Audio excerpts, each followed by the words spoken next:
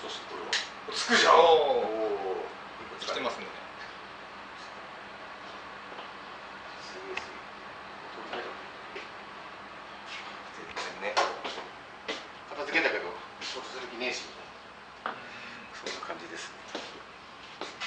いやいやいやいやいや。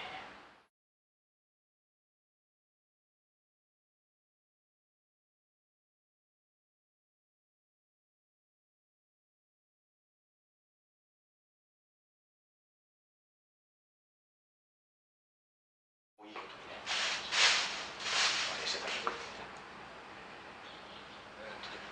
この位置ですよね。そうですね。はい。自分はね、実はね、津波が来たのは見てないんですよ。ああ、そうなんですか。地震があった後に、知り合いのおばあさんの安否確認に、はい。子供を迎えに行った後にはい。すぐ行って、そしてその知り合いのおばあさんがじゃあうちに来て避難した方がいいって言って連れてこようと思って、そこの角まで来た時に、はい。もうなんか水がジョジョジョジョっていう感じだった。そのタイミングで。そうですね。その時正直いけんじゃん、ちょっと濡れりゃいけんなって思ってたんだけども、あっちからもう逃げてくる人たちがもうダメだダメだっつって逃げろ逃げろっつって、しょうがねえからおばあさんと2人で来ないところまで逃げて、車でですか。歩いてきたんで、歩いてきてんで歩いて戻って、であの時見たとこ本当にもうなんだろう、ちょっとザーッと流れてきました的な水の出方だったんで、大したことねえなと思って、後から来てみりゃもう2メートル来たよこっちみたいな、もうここで、そこから見たらもうそこのところがもうちょぼちょぼちょぼって来てたんで、いけると思ったんだけど、おばあさんも足は悪くて歩みが遅いから無理に行くよりはと思ってちょっと戻って正解だったんだけど、実はその時うちの奥さんと一番小さい子がここにいて、で隣のおばちゃんと話をしてて、本当に来るのかななんて。でも電気がもう落ちてるんで、テレビで情報が全然なくて、でラジオでもどこだかで来たみたいなことを言ってたらしいんだけど、いわゆる実感がないっていうか、噂でしかなくて、そうですね、噂のそんな程度ですよね、レベル的には。で逆に車に乗ってたやつはテレビで映像で宮城の仙台平野のところの来てる、そうそうそうだから安倍晋とかはちょうど車に乗ってて、でたまたまテレビつけたらその映像やってて、やばいとなって逃げたらしい。だからこの辺だとラジオだけではちょっとなんだろう、結構厳しいものがあったみたいで、隣のおばちゃんと話してて来るのかなと思ったら、向こうの方からダパンと来たらしいよね。最初さーっと流れてきたな、あ水来たって思ったらもうブワーッと増えて、でも慌ててうちの子供抱えて2階に逃げて。あ、じゃあ上で一晩というか、でそれだからほら今やってる連中とか町内会の人たちで集まって話をしてて、最初はやっぱりもう2メートルどもりしてとか、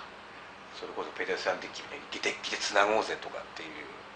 後見無当な話をしてたんですけど、結果的にいろいろいろんな大学の先生とか呼んで勉強会してるうちに、もうそれだと現実的に難しいし、お金だったり時間だったりだったらどうだろうねって考えたのが、結局受け流し型防災、来ちまうもうしょうがないと。でも来てしまったら、ちょっと片付ければすぐまた再開できると。そのかし2階にはすぐ逃げれる、山にはすぐ逃げれるっていうふうにするしかないんじゃないかっていう。人間本人自体がなんつうか進化っていうか、そうですね、それを受けてどう対処するかっていう。まるっきりもう、すげえ堤防で囲うのはいいけど、でもそれってね、そうですね、刑務所じゃねえんだからのもありますし、ただ今町の考えがどうも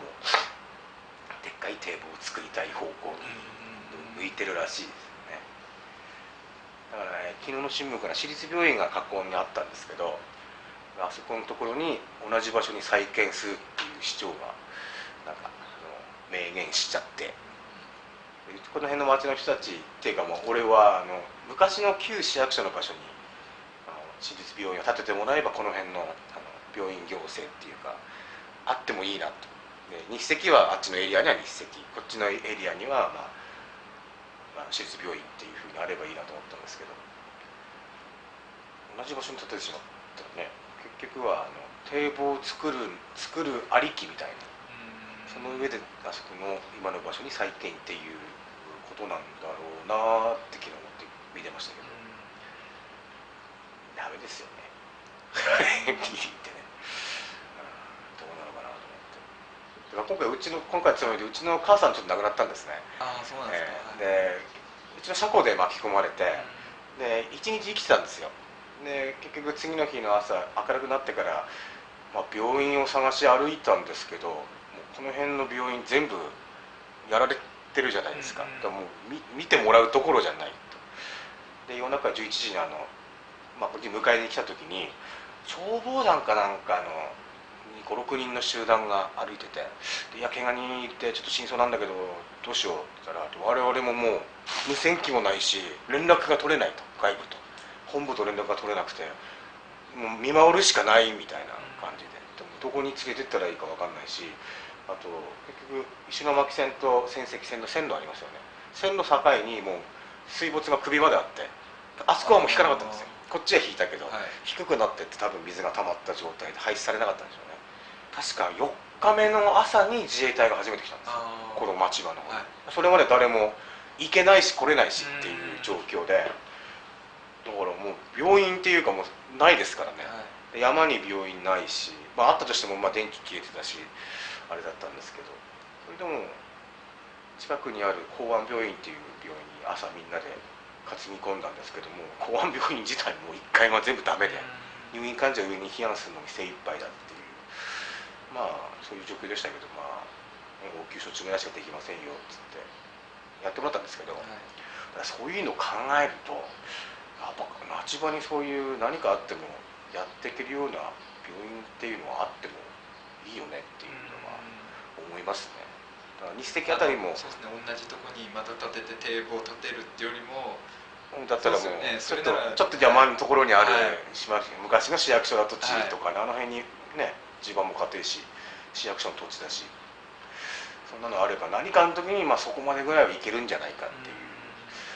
のはありますしね。日赤あたりもすげえごった返してたみたいだけど、非常発電があって電気もついてたみたいだし、緊急の背の高い患者さんとかも見れたんで、あの時日赤まで連れていけばなって思いますけど、現実問題無理だったんで、だからやっぱあった方がいいよなっていう、医者の話じゃすぐ連れていけば大丈夫だったかもねみたいな話だったんで、っていうのを踏まえてうちのね町はどうなのかなっていう感じですよね。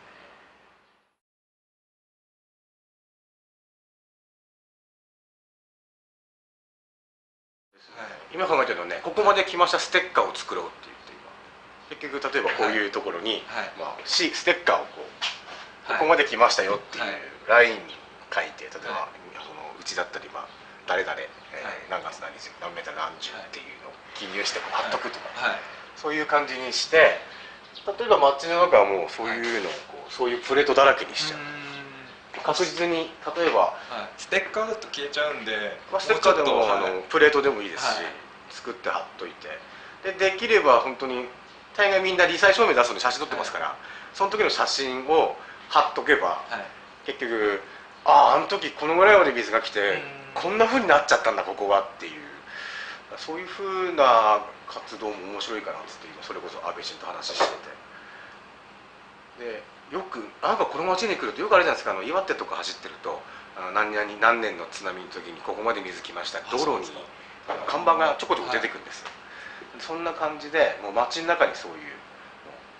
協力してるところに、してくれるところに頼んで貼ってもらって、多分例